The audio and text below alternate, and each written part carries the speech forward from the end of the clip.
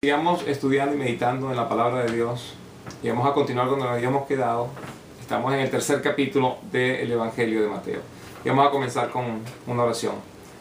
Padre Celestial, Señor, te damos gracias, tu amor, tu misericordia, nuevamente esta oportunidad que tú nos das de abrir tu palabra y de estudiarla, Señor. Te pedimos que sea tu Espíritu Santo el que conduzca el estudio, que sea a través de la palabra, Señor, que vengamos a conocerte, reconozcamos tu amor y tu benevolencia para con nosotros, la misericordia que tienes con cada uno de nosotros que somos pecadores. Señor, podamos reconocer ese amor y seamos capaces de humillarnos ante Él. Transfórmanos, Señor, te lo pedimos en el nombre de Jesucristo. Conviértenos en esos hombres que tú quieres que seamos. Ayúdanos a través del estudio y condúcelo tú. En el nombre de Jesús te lo pedimos. Amén. Bueno, vamos a ver a través del tercer capítulo de Mateo, vamos a ver un hombre llamado Juan el Bautista y el ministerio de él, por supuesto, invitar a las personas a que se acerquen a este Dios, que enderecen su corazón, que establezcan una relación con Dios a través del arrepentimiento. La intención del bautizo era no solamente preparar el corazón del pueblo de Israel, sino también, por supuesto, señalar quién ha de ser ese Mesías, porque Cristo va a ser bautizado. Eso lo vamos a ver en este capítulo. Pero algo que me parece bastante interesante es el personaje de Juan el Bautista. Hay ciertos elementos, ciertos aspectos muy importantes con respecto a quién es Juan el Bautista. Y el tercer capítulo no nos los va a enseñar por completo.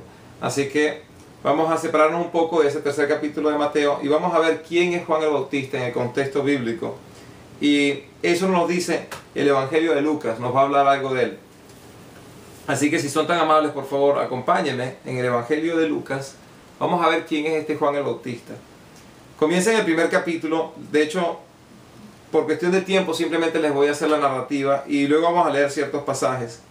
Pero existe un sacerdote que está sirviendo en el templo. Se llama Zacarías. Y cuando le correspondía ahora estar dentro del templo sirviendo, hay una manifestación de un ángel. Ese ángel es el ángel Gabriel. Lo reconocen por nombre porque es el mismo ángel que va a hablar luego con la Virgen María. Pero en este caso, cuando el ángel Gabriel se le presenta a Zacarías, le dice a Zacarías que sus oraciones han sido escuchadas y que su esposa Elizabeth va a concebir un hijo y que dentro de un año ese niño habría de nacer. Aún ella no estaba embarazada, por supuesto, sabemos que un embarazo no dura un año, dura 9 meses. Pero el ángel está diciendo que va a pasar el tiempo y que esta mujer va a quedar embarazada.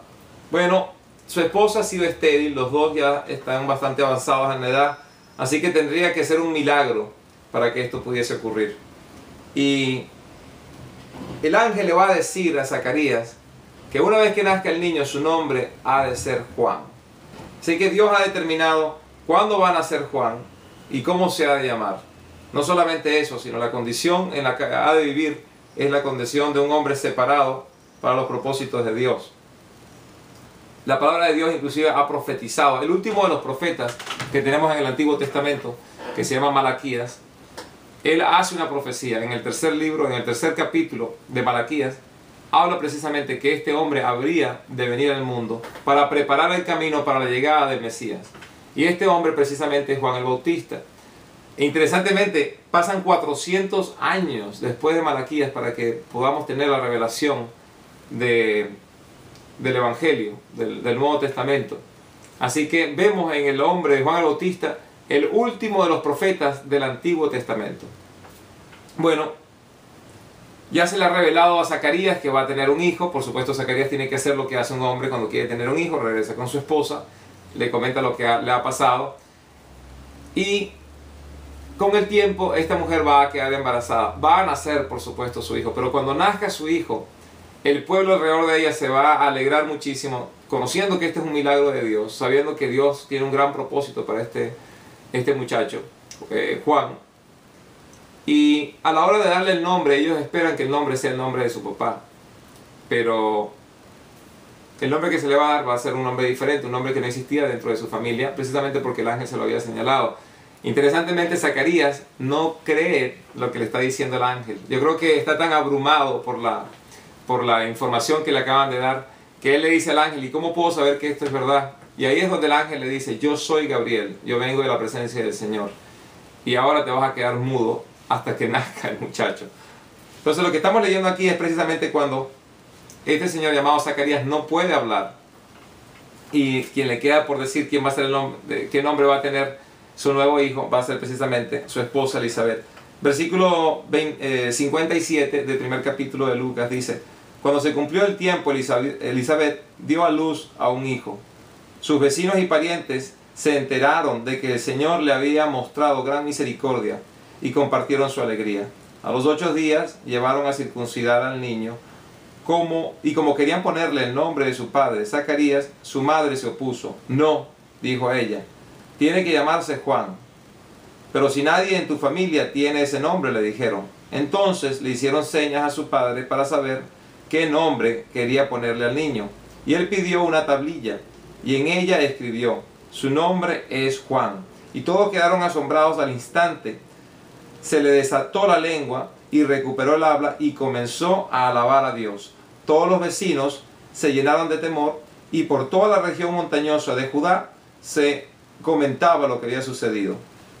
Quienes lo oían se preguntaban: ¿qué llegará a ser este niño? Porque la mano del Señor lo protegía. Entonces su padre Zacarías, lleno del Espíritu Santo, profetizó: bendito sea el Señor Dios de Israel, porque ha venido a redimir a su pueblo. Nos envió un poderoso Salvador a la casa de David, su siervo, como lo prometió en el pasado por medio de sus santos profetas. Ahí viene precisamente lo que les estaba diciendo, la profecía que estaba en Malaquías, que habría de enviar un mensajero. Dice el versículo 71: para liberarnos de nuestros enemigos y del poder de todos los que nos aborrecen, para mostrar misericordia a nuestros padres y al acordarse de su santo pacto. Así lo juró Abraham nuestro padre. Nos concedió que fuéramos libres del temor y rescatarnos del poder de nuestros enemigos, para que le sirvamos con santidad y justicia, viviendo en su presencia todos nuestros días. Luego continúa hablando ahora con respecto a este niño llamado Juan. Y tú, hijito mío, serás llamado profeta del Altísimo, porque irás delante del Señor para prepararle el camino. Darás a conocer a su pueblo la salvación mediante el perdón de sus pecados, gracias a la entrañable misericordia de nuestro Dios. Y así visitará desde el cielo el sol, y así nos visitará desde el cielo el sol naciente. Dense cuenta, estas son palabras que están inspiradas por el Espíritu Santo. Son cosas que Zacarías no hubiese podido conocer. Y por último cierra diciendo: para dar luz a los que viven en las tinieblas y en la más terrible oscuridad, para seguir nuestros pasos por la senda de la paz. O mejor dicho, para guiar nuestros pasos por la senda de la paz. Lo que acaba de expresar Zacarías es precisamente lo que nos corresponde a nosotros entender con respecto a este hombre llamado Jesucristo. Jesucristo vino precisamente a remover las tinieblas de nuestras vidas, a sacarnos de la oscuridad y llevarnos en esta senda de paz, una paz que solamente Él puede establecer para que nosotros podamos tener esta relación con Dios. Cuando hemos visto en el libro de Génesis, nos damos cuenta que el hombre, recibiendo un mandato de Dios, que no habría de comer de un fruto del árbol del conocimiento del bien y el mal, en ese momento el hombre desobedece a Dios, y en ese momento entra junto con la desobediencia el pecado, con el pecado la muerte y la separación de Dios del hombre. Lo que viene Cristo precisamente a hacer es restablecer esa relación, una relación que Dios en ningún momento hubiese querido que se rompiera, pero el hombre en su desobediencia obliga a esa separación. Cristo es quien salda la brecha. Por eso cuando nos damos cuenta, a medida que estudiamos, todo lo que estemos estudiando nos va siempre a apuntar a lo mismo, ya sea el Antiguo Testamento o sea el Nuevo Testamento. Nos apunta siempre a un Dios que nos ama y quiere tener una relación con nosotros a través de Jesucristo. Así que ya entendiendo un poquito más de quién es este hombre, quién es este Juan el Bautista, vamos a ver exactamente cómo se manifiesta dentro de ese capítulo de Mateo. Algo que les quería también hacer mención,